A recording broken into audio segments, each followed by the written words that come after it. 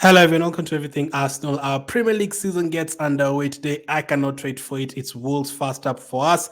Confident heading into that game, but first let's focus on the transfer news this morning. What's the latest on Mikel Merino? We have a good update on that. What's the latest on Victor Gyokeres and any other potential striker that we could get? Let's discuss all that. So first up, Mikel Merino. Team News and Ticks has reported that Arsenal have agreed a fee with Real Sociedad for Mikel Merino, and now only minor details remain to finalize the move.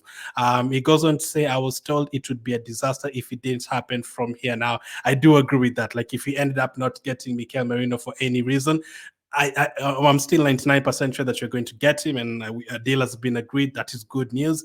Like, if it didn't happen, it would be a disaster because we've put all our focus on this deal in the last 3 weeks. Ever since signing Calafiori, it's been Merino ever since he came back from the Euros, ever since he finished his holiday, ever since our pre-season started. It's all been Merino. So if he ended up not getting him, it would be a disaster because at that point he'll start looking for another midfielder. He'll start trying to convince another midfielder, and it doesn't work like that. Like, for example, last season, remember when Timber got injured, we didn't really go ahead to buy another defender. I don't think they do it like that. Like, okay, one player gets injured that we bought, you go and buy another one. Nah. And Merino in that situation, if it fails, I don't think they have like right away another one to go and buy. So it has to be Merino. And this is the midfielder that you're going to get. Let's get him through the door. Now, looking at our midfield, you're going to find out which players are going to play against Wolves later on today. I'm pretty sure it's going to be Partey, Odegaard, and Rice. But imagine having that squad, and then on the bench, you have Jorginho, you have Mikel Merino to come off there, and Vieira if he stays. We have news on Vieira as well on this video. That's a good midfield. Having the option of bringing an experienced player like Merino, that would be great for us. So it's great to hear that we have a deal agreed. Tini's and Tix is not the only person who's reported about it. We have this as well from Sports Zone, who says Arsenal and Real Sociedad have reached an agreement in principle for the transfer of Mikel Merino. Now, again, how much is it? Why has it taken so much time? We were told that Arsenal were going to pay 17, 18 million a couple of weeks ago.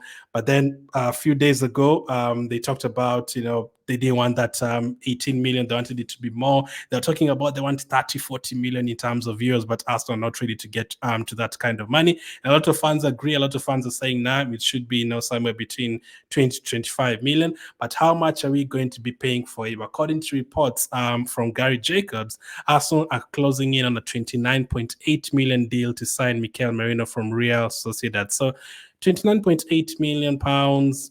I don't know how much is that, like 34 million euros or something. I'm not sure how much it is around there. I don't think that is a bad deal for a 28-year-old who can come and give you 5 years, 4 good years. An experienced player who's just won the Euros with Spain. He's played before with players like Odegaard over at Sociedad. He's played in England before for Newcastle, so he has played there before. I don't know if he knows the language well, but he's used to that kind of that English life because he's played for Newcastle before, although it wasn't that long. I think it's great. It's not like signing a complete new player who's never been in England before and this is his first time. No, there's a lot of benefits, the fact that he's been in England before, the fact that he's played with a couple of our players before, Raya, Odegaard, and all those guys. It is positive for us. So we had to get him, no matter what. We had to get him. Unfortunately, we didn't get him before the Emirates Cup or during the USA tour or before the Wolves game, but hopefully he will be available for the Aston Villa game. I'm sure we can get the job done against Wolves even without Merino, maybe even without Calafiori, maybe even without Timber. We can get the job done in that game. But the next fixtures that are coming up, Aston Villa away, Brighton, Tottenham away, Man City away, and then the Champions League is starting. This is the Champions League will be crazy because the way they've changed the format, we could have, and we're in pot 2 as well. So we have to face 2 teams from pot 1. We could have a situation where we face both Real Madrid and Bayern Munich in the first round. That's how crazy it is. So it's going to be, you're going to need some really good players. And that week where we have Spurs, and then I think in the middle of that we'll have, let's say, Real Madrid. And then after that, you have Man City. That could be a crazy week. So you could have 7 days where you play those 3 teams. So you'll need a squad. You can't depend on Rice to play every single 90 minutes. You can't depend on Odegaard to play every single 90 minutes. Depend on Partey to play every single 90 minutes. Definitely not Partey as well because of the injuries. So if you have the option of, the last 30 minutes here, you take off Partey, bring in Jorginho. This game, you don't start Rice, you start Merino instead. Or depending on the tactics for that game, you combine Rice and Merino. I don't know how he's going to do it, but it's going to work for us. Hopefully, it is going to work for us. But after the Merino deal, that one seems to be agreed. We're now just finalizing it, just like the Calafiori one. I guess bonuses and maybe add-ons and all that good stuff that they talk about later on. In terms of personal terms, the players already agreed to join Arsenal, so nothing is going to hold up in terms of that. It's now between Arsenal and Sociedad to finalize the deal. And it helps us. It helps us that Merino wanted to join Arsenal. It becomes quicker. Maybe it could have taken more time. And another thing is that for Sociedad, they really wanted more money. Like they wanted around 40 million euros. They're even talking about, you know what, can we increase it to 40 million euros? But it looks like they've come to an agreement at 29.8 million pounds. Listen, I wanted it to be 25 million pounds, but hey, that is absolutely fine. Let's hope after this we can get more deals and also get some players to go. Now, Merino is not the only one. Hopefully, it's not the only one. According to Ryan Taylor Sport, Mikel Merino is not the only name on Arsenal's radar. Other options whose identities are yet to have been disclosed remain under consideration. Now, listen, it's still 17th of August at the time of recording. You still have 13 days to go in the transfer window. Yes, now the games have started, but between Saturday and Saturday, we have a full week to train and also to get some transfers done. It's not the players who are getting the transfers done. It's not even really Arteta who's getting the transfers done. It's like the Edu and the board. So whatever Arteta tells Edu he wants, and whatever they agree on with the board and the rest of the coaching team, we should be able to get it done before the Aston Villa game, and maybe one more between the Aston Villa game and the Brighton game, because things don't get easy at all. Things get hard, and we don't have any other break between now and when the transfer window closes. So we have to do it in between the fixtures. Now, which players are we looking at? Yes, Ryan Taylor Sport has said we are looking at other players, but which ones are we looking at? And this is where we also bring in Fabio Vieira. This is according to Team News and Ticks as well. Arsenal are still looking to bring in 2 or 3 players this month. 2 or 3 players this month. Let's keep on reading this. Should they get the right players in, the club would be open to letting Fabio Vieira leave on loan. So before we come to Fabio Vieira, 2 to 3 players this month. Let's say, Merino is one of them. Of course, he's one of them. I don't think it's going to be Merino plus 3 other players. That would be too much. That would be crazy. It's impossible to get it done within 2 weeks. So if we get Mikel Merino and then we sign another 2 players this month, that means we have to get, 3 signings done within the next 13 days. Now, a lot of people would say, we've only managed 1 deal in like 3 months. Are we going to be able to do 3 deals in just a couple of days? Yeah, you can argue that. It seems quite impossible. On top of that, we still have to sell some players in the team, and now Fabio Vieira could also leave on loan. We have to get a lot of things done. Unless they had everything planned out and they really talk to these players and they know it's just about making the offer, it becomes more trickier. At the end of the transfer window, it becomes more tricky. Yes, for us selling players like Nelson and Nketiah, it could be easier because teams are getting desperate to get players in, and then it can be easier for us to sell. But the other way around as well, for us to buy these other players which are linked to, it could be harder. It's definitely going to be harder at the end of the transfer window. A team would be like, I'm not sure why you should sell this player. We only have 2 days to buy a replacement. You're not going to sell him. So it becomes hard unless you pay a lot of money for these players. So 2 to 3 players. Which 2 to 3 players are we looking at? It's a striker for sure and maybe a winger. So I don't know if a goalkeeper is one of them in case Ramsdale leaves. Ramsdale is still here, by then I'm still very shocked that Ramsdale is still here. There's been talks about him being linked to Ajax wanting him on loan. So all that is very crazy. You still have Nketiah, but still Nelson is here. Those are the 3 that are really expected to leave. But still there's Kiwi as well, who we thought could leave. There was Partey. Partey now seems is going to stay. Merino is only on coming in. I think Partey definitely has to stay. So goalkeeper, I think it's going to be if Ramsey leaves, you're going to get another goalkeeper. I think if Vieira leaves, you're going to get another midfielder. Or you're going to get another midfielder, then you're going to sell Vieira. So Vieira, as reported here, he could be going out on loan. Arsenal could let him go out on loan if we get the right player. So I don't know who the right players are. Is it someone like an Eze in around that position? Then you can afford to let Vieira go. As of now, I'm happy to keep Vieira. I've seen him a couple of times in preseason. He's looked good.